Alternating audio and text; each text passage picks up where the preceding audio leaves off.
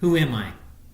It's a question that every single one of us asks of ourselves at some point in our life. And for many of us, it's a question that comes up regularly. It's a question that comes up consistently. It's a question that comes up doggedly.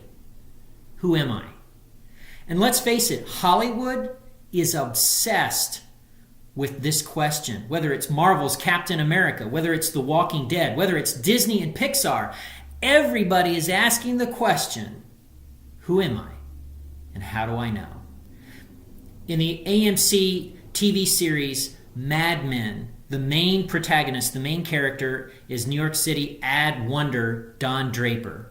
Well, we find out through the story arc of the series that Don was actually born Dick Whitman, and that Don was raised in a whorehouse. How did he get from there to Madison Avenue? And the series culminates with Don's arrival to the answer to that question, who am I? New York Times critic Wesley Morris writes that 2015 was the year that we became obsessed with identity. He writes this in the New York Times: "We are a nation in the midst of a great cultural identity migration. Today we identify with our race, our gender, our sexual orientation. We assume that our process of self-identification begins at birth and continues over the course of our lives." You know what? He's right. I want to invite you to join me at Generations Community Church beginning April 10th and running through May 15th as we explore human identity. I'm going to critique our culture because every culture, including ours, basically informs and provides the grid or the framework for asking the question, who am I, and helping you try to figure that out, the answer.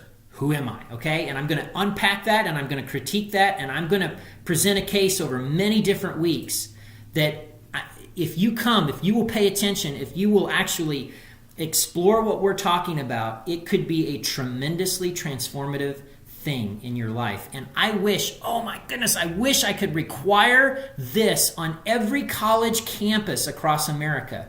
It would relieve so much angst among young people. So if you've got teenagers, please, you need to make sure they're at Generations Community Church every single Sunday beginning April 10th through May 15th. This is a huge, huge thing. If you know young people, and if you have struggled with this question and walked away with an answer that you're not satisfied with, please, I invite you, come, listen, begin a dialogue, and begin to delve into some things that really could answer that question in a profoundly transformative way. Again, I invite you to join me and join us at Generations Community Church as we explore human identity, April 10th through May 15th, 2016.